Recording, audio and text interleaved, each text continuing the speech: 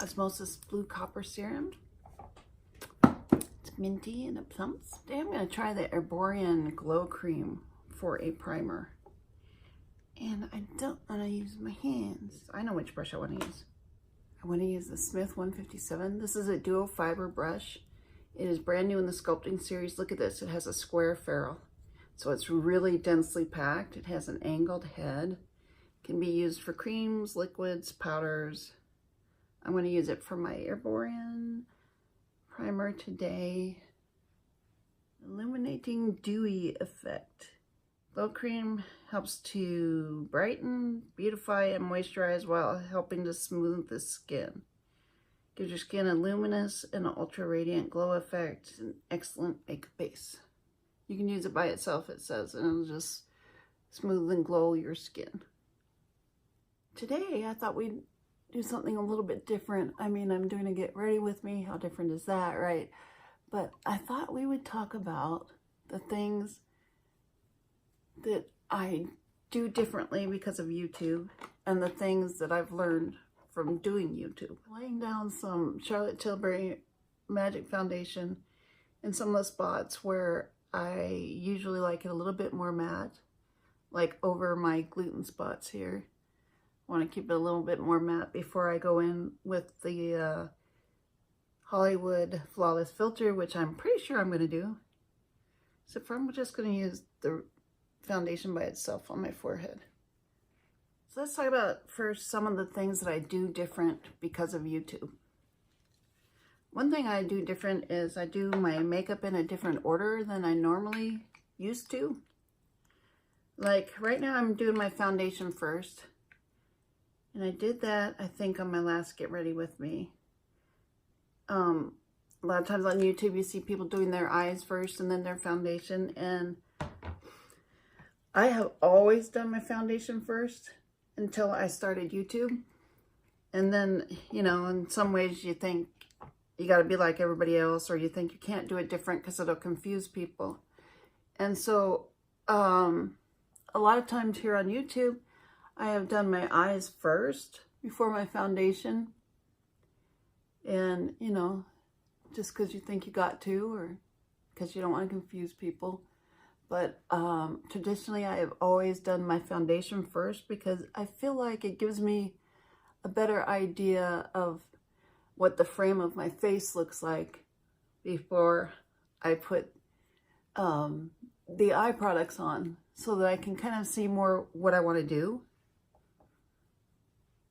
You know, kind of like how a lot of people, they do their brows first before they do their eye makeup or any other makeup, because they're framing the face and they want to see how their makeup's going to look up against the brows. So anyway, that's one thing that I've done differently because of YouTube. Another thing that I've done differently is that I watch a lot of YouTube. You know, it's kind of like market research. You learn what's out there, like what tag videos are going around that you might want to participate in, what the hot products are, that kind of stuff. I never watched YouTube before when I was just blogging. My friend Tracy got me into it. It's like I didn't know who Jaclyn Hill was. And she's like, you gotta watch Jaclyn Hill. I'm like, who? What are you talking about? And I mean, I didn't know who any YouTubers were. That was like, I guess 4 years ago I started watching YouTube a little bit. But now I watch it a lot more. I have my favorites that I watch and people that I like to see what they're up to and what they're doing. Today, we're going to use Urban Decay on the Run, and this is Detour. I'm dying to use this teal here.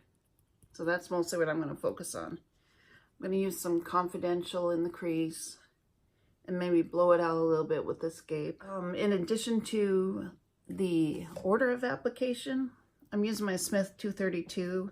Yeah, I'm going to use Escape first, the lighter color, and just put down kind of a base almost in my crease.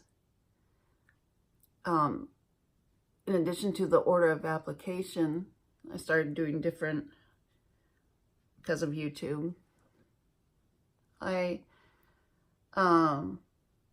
I started doing my eyes different too, because I used to decide what I'd want for the lid, and I'd do the lid first, and then I'd go in and blend the crease. And so now I do it just like everybody else, go in with the crease first and do that.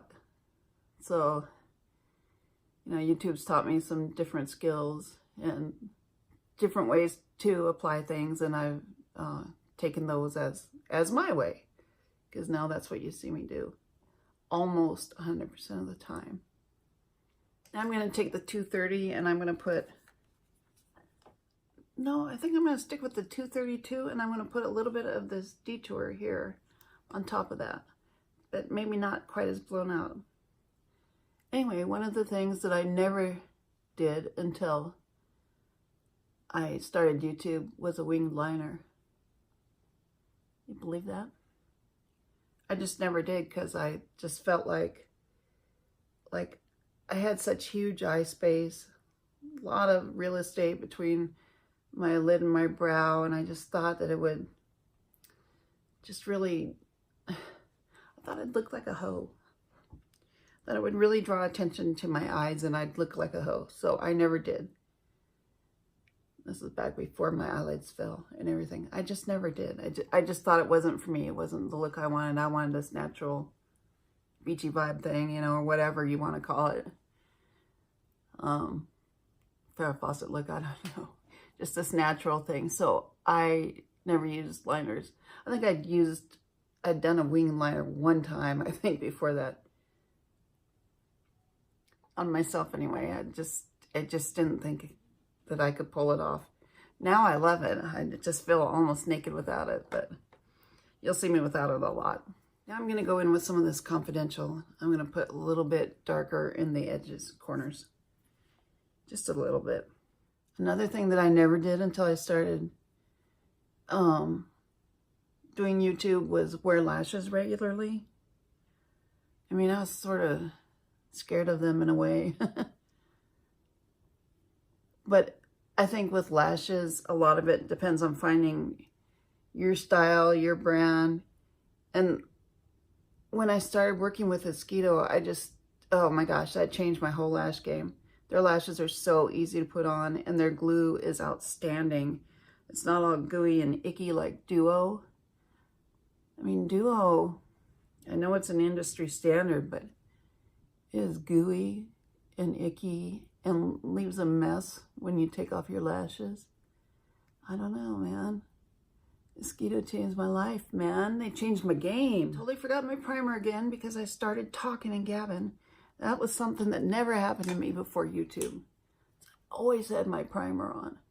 But here I get started talking and I'll get all kinds of things out of order just because I'm talking.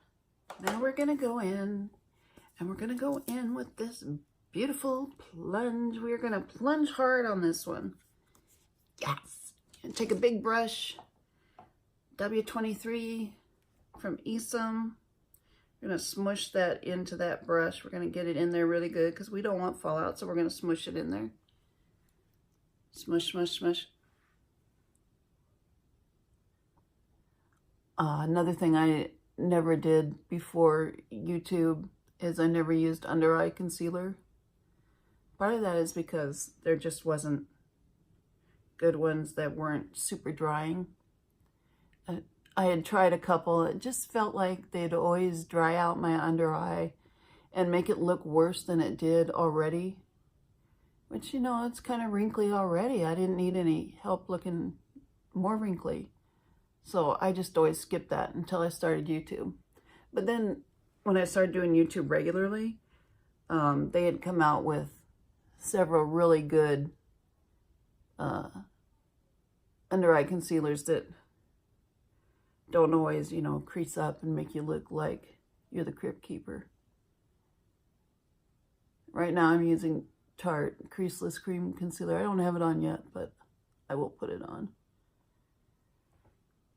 I like how it's like non-drying and it looks moist, fresh. Because, you know, I thought Tarte Shape Tape was really great, but then I found out that, you know, once you've had it maybe 4 or 6 months, it gets really dry and gummy. That is not the look I was going for. But I gave the Creaseless Cream Concealer a try one day in Ulta and wore it around and stuff, and I was like, yeah, this is the one.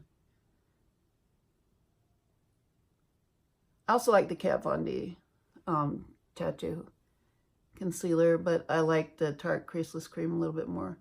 We're going to go up onto this fold and take our color up there, which kind of helps camouflage the fold.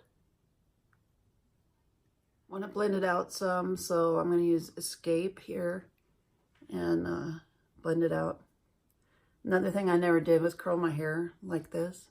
I never, ever did that. I always wore my hair straight. It was just such a battle for me to get my hair straight, but once it was straight, I could just wear it all week that way. But as I was editing and stuff, one day I just decided to curl my hair, and I thought it looked a lot better on camera. So now if you see me at any shows, I'll have my hair curled because I feel like I have to, because that's what everybody sees. Where's my brush?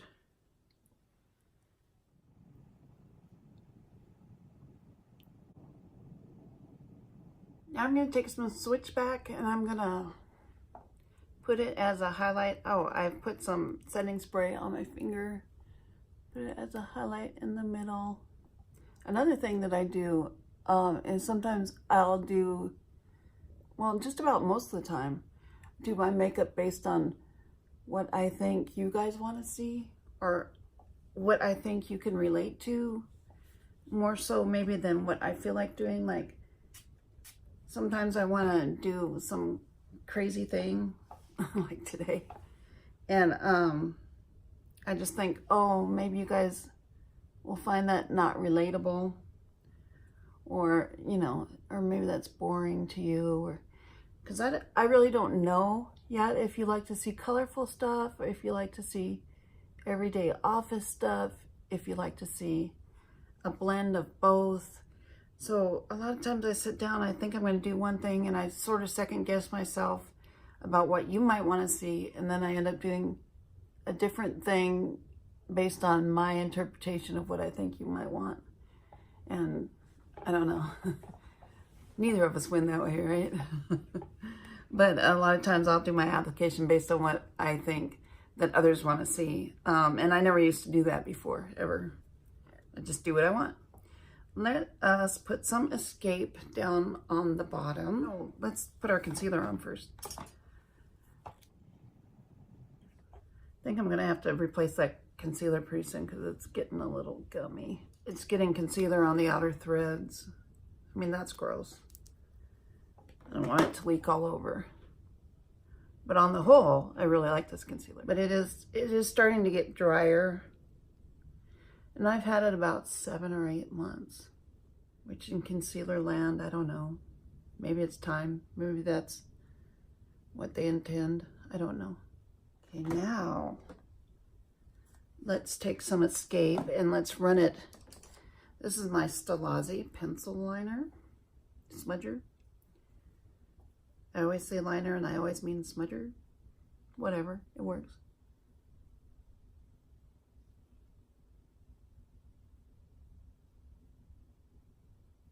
And then we'll take some more of this plunge and put it on the outer corner.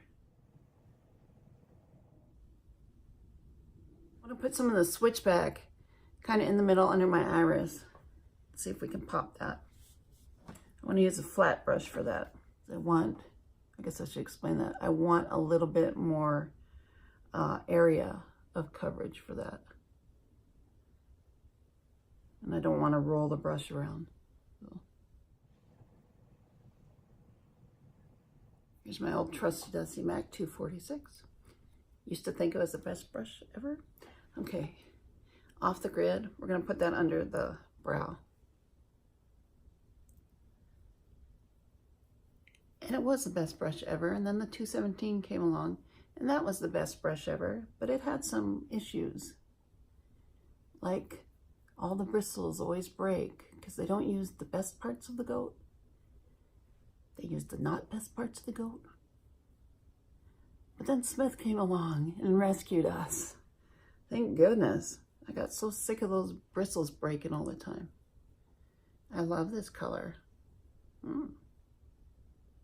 This is the Esum T5 and the Inglot by JLo Midnight Black Liner. I love these Inglot liners because they don't smudge, and I got runny allergy eyes, so for me that's awesome.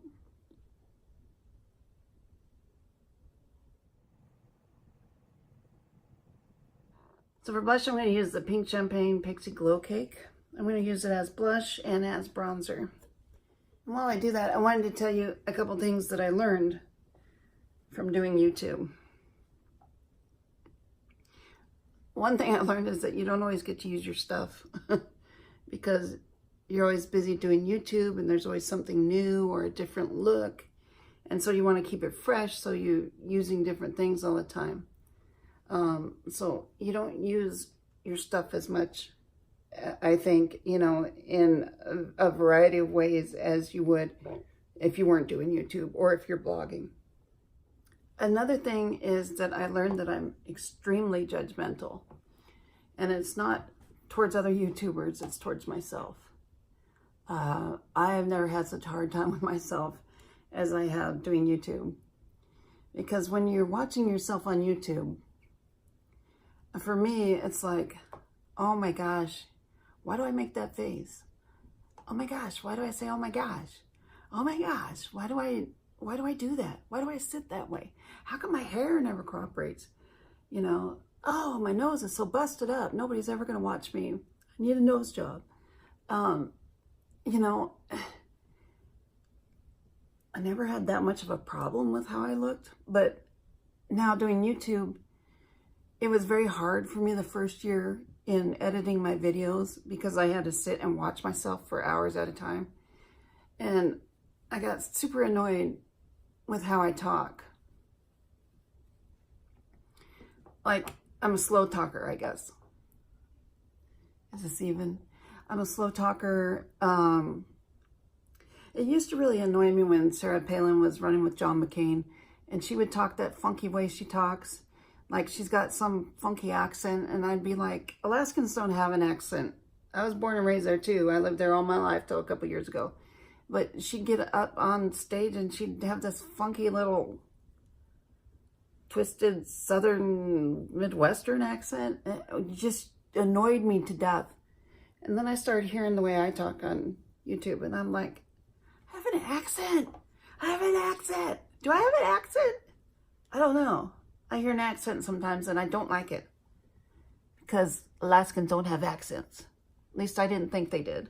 So I started doing YouTube. Man, I make a lot of faces. I was talking to my friend Kelly and I said, Kelly, I can't stand editing my videos. I make all these stupid faces. And she goes, yo, you always do that. I've always done that, like forever, like that's what I do. She goes, yeah, you just always make silly faces. I'm like, oh man, I must be so annoying. Anyway, I found that I'm just really hypercritical when I have to watch myself, and that's not very enjoyable. What are we going to use for highlighter today? We should probably go with a gold. I think I'll go with the gold in the Pixi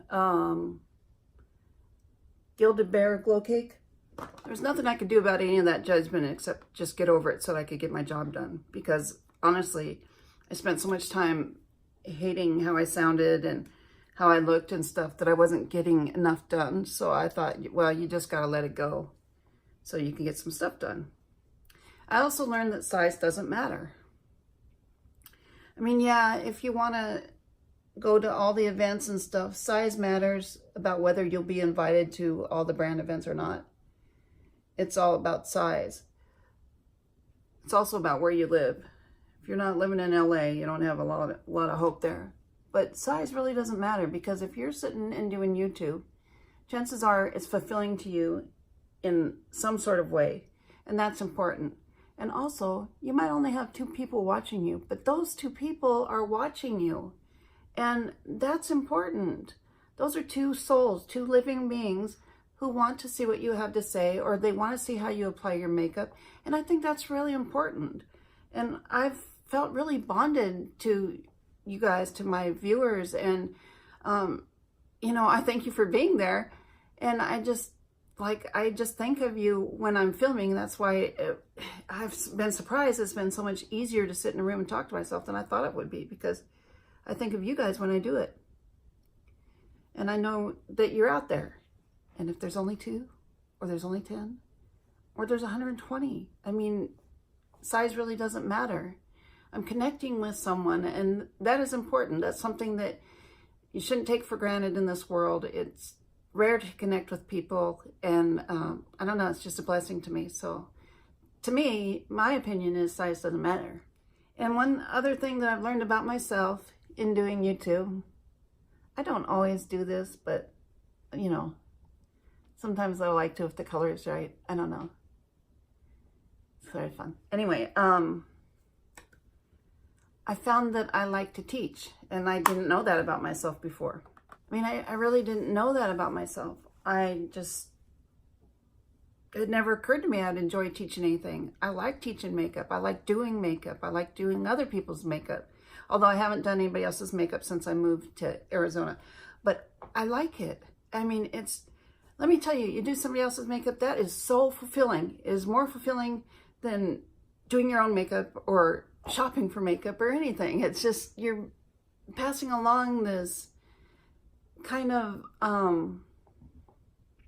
intimate moment with this other person and helping them explore something. And I don't know, it's just really fulfilling. And I found that teaching is fulfilling. And I mean, I realized one day, hey, I'm teaching different ways to wear makeup. Did I tell you that I'm wearing a Skeeto little black lash? Anyway, yeah, Skeeto little black lash.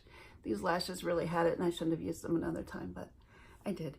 Anyway, yeah, so I found out that I'm not only a storyteller, but I'm a teacher. And I like to teach. So let's do a lip. Let me blot off my lip plumper. I kind of want to use another Urban Decay red. I don't know if I have one that I want to wear with this. Ooh, maybe this. Maybe a light tryst with no liner. I think that would do it. Well, now you've learned a little bit about me, what I've learned while I've been on YouTube, the things I do differently because of YouTube, and I hope you enjoyed it. And I also hope you enjoyed seeing Detour at work. Detour! Ah! See, I could hold up a Detour sign with this lipstick. They would see me, right? Detour. Anyway, thanks for coming in. I hope you'll subscribe before you go. I hope you enjoyed it. Leave me a thumbs up, and yeah, hope you have a great New Year's.